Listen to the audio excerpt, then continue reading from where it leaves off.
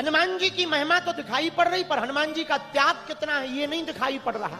आहा, धन्य है वीर बजरंग बली, कितना प्रेम राम जी से। एक दिन माता जानकी जी को सिंदूर लगाते देख लिया। माँ ये क्या है? बेटा सिंदूर है। क्यों लगा रही माँ?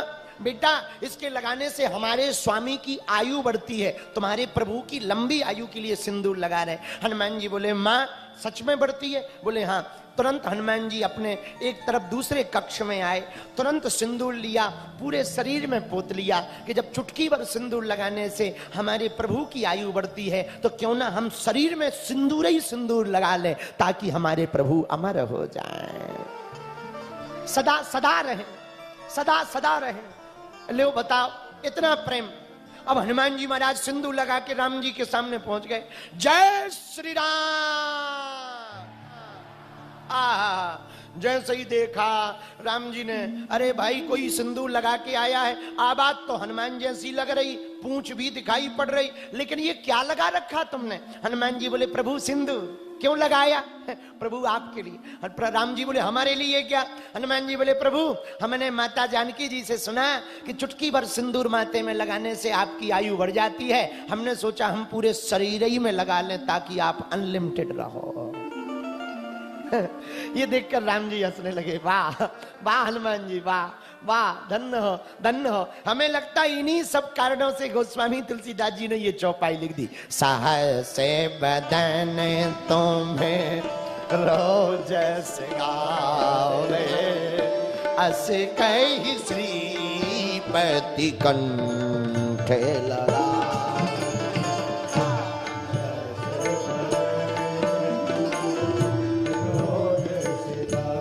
गाइए गाइए। अस कहि श्रीपति सीताराम सीताराम सीताराम कहिए, जाहि विधि राखे राम ताहि विधि रहिए, जाहि विधि राखे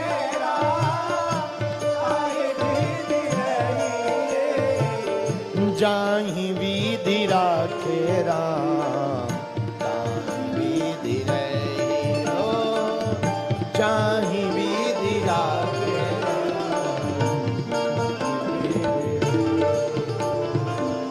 सहस बदन तुम रोज गावे,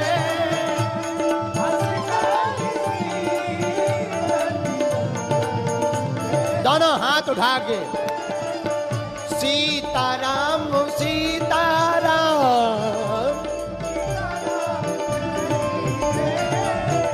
जाहि विधि राखे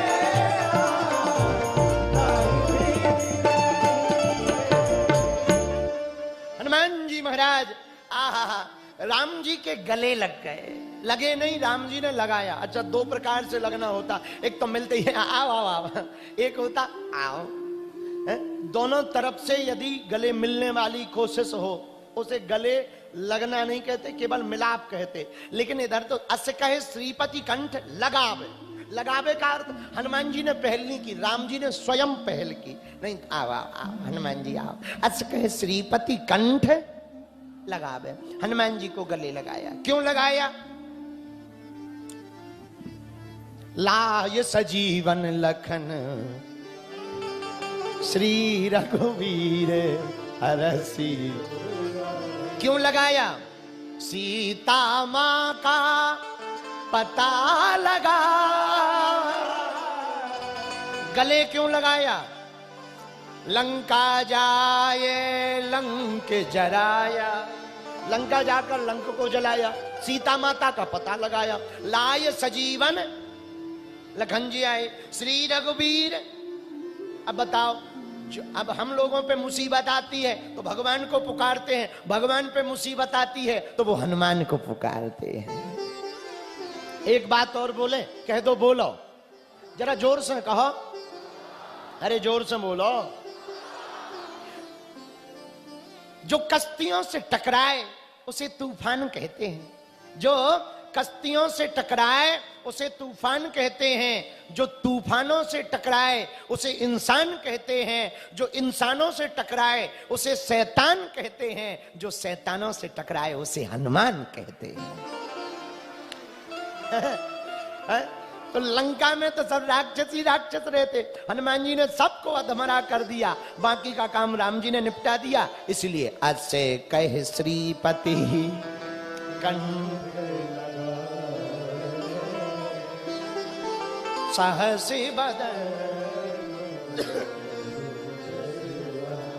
कंठ क्यों लगाए?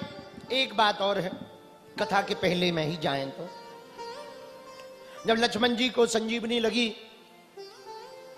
तो जामवंत जी ने कहा कि भाई, विभीषण ने कहा कि यहां सुसेन नामक वैद्य रहते हैं, उनको कोई यदि ले आए तो लक्ष्मण जी के प्राण बच सकते हैं, कौन जाएगा?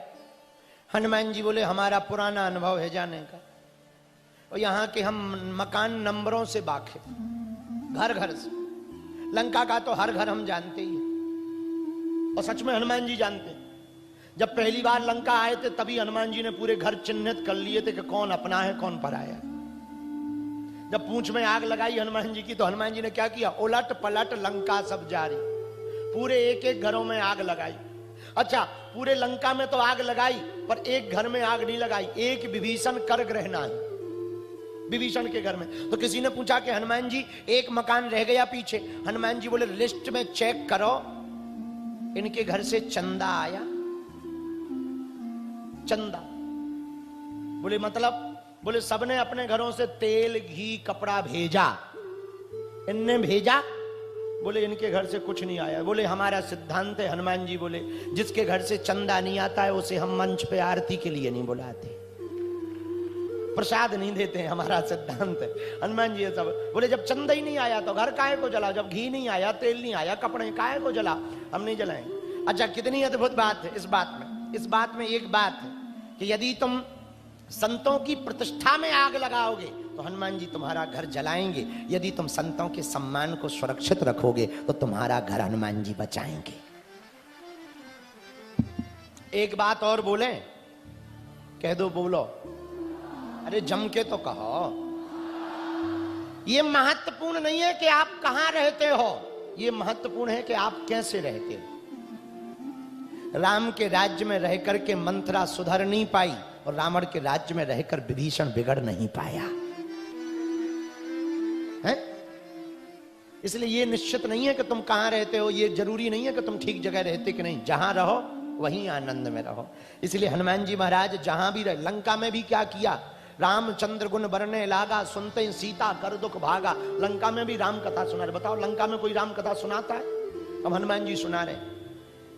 इसलिए राम जी ने ये सभी व्याख्यानों को देख करके कहा, सहस बदन तुमरो जस गावे, अस कहे श्रीपति कंठे लगा। आगे की चौपाई और लो। सनकादिके ब्रह्मादि मुनीसा, नारद सारद सहस अहिसा।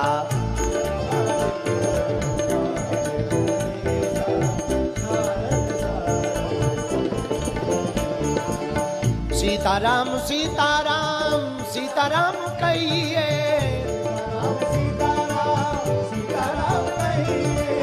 सीताराम सीताराम सीताराम कहिए। सनकादिके ब्रह्मादि मुनीसा, नारद सारद सहस अहिसा।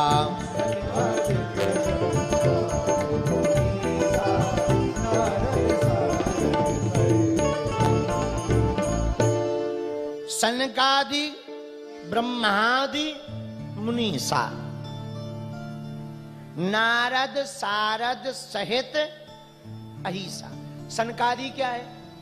सनत, सनंदन, सनातन, सनत कुमार। ये चार कुमार हैं, सनत, सनंदन, सनातन, सनत कुमार। इन्होंने गोस्वामी तुलसीदास जी ने सनकादिक लिखा। फिर क्या लिखा? ब्रह्मादि, ब्रह्म को जानने वाले और ब्रह्मा, दो बातें होती हैं इसकी। ब्रह्मादि के दो अर्थ। ब्रह्म को जानने वाला भी, ब्रह्म जानेति ब्राह्मण।